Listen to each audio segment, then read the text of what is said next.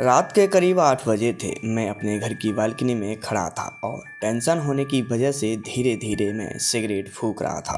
दरअसल मेरा बीवी से झगड़ा हुआ था। वो बिना कुछ कहे ही अपने मायके चली गई थी। बस इसी के गम में खड़ा खड़ा मैं अपने अकेलेपन से जूझ रहा था। तभी अचानक मेरी नज़र सामने वाले घर के दरवाजे पर पड़ी। वहाँ पर एक महिला खड़ी थी जो कि लगभग अधेड़ उम्र की थी। नशीली आंखें, खुले बाल, वो लाल रंग की ड्रेस में बहुत ही आकर्षक लग रही थी। उसने एक नज़र ऊपर मेरी ओर देखा और फिर गेट खुला छोड़ के ही अपने घर के अंदर चली गई।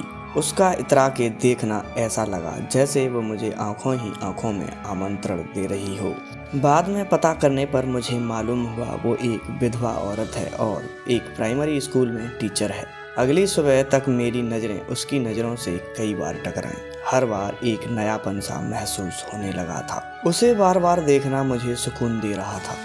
वो भी अब बिना किसी हिचकिचाहट के मुझे किसी न किसी बहाने से देखने आ जा रही थी।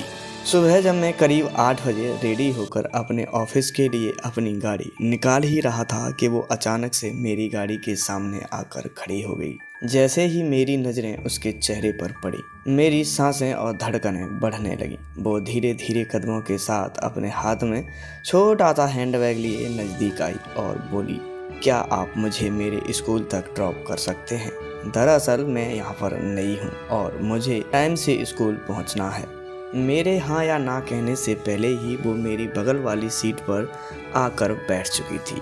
मेरी नज़रें बदचलन होकर उसे ही घूर रही थीं। वो देखने में जरा सी मोटी थी लेकिन एकदम कमसिन और कातिल नज़र आ रही थी।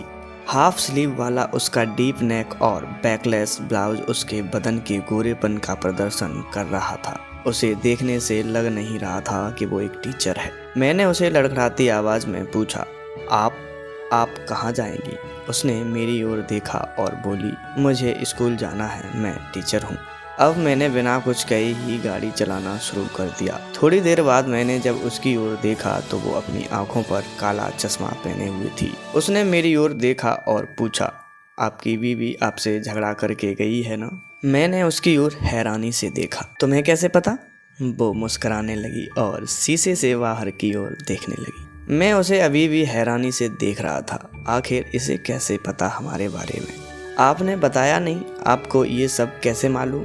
उसने अपने बाल संभालते हुए मेरी ओर देखा और मुस्करा कर बोली, आखिर हम आपके पड़ोसी हैं, इतना तो पता रखना ही पड़ेगा। मैं सोचने पर मजबूर हो गया था। आखिर जिसे मैं अजनबी समझ रहा था वो मेरे बारे में बहुत कुछ पता कर चुकी थी। उसके बात करते टाइम उसके चेहरे पर मौजूद भाव बहुत कुछ कह रहे थे।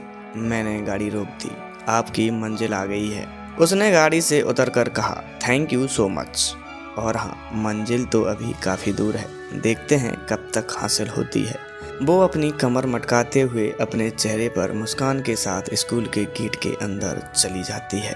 मैं हैरान परेशान अपनी गाड़ी की ड्राइविंग सीट पर बैठा बैठा एक पल के लिए कहीं गुमसा हो गया था। फिर ख्यालों से बाहर आते हुए मैं अपनी ऑफिस की ओर जाने लगा।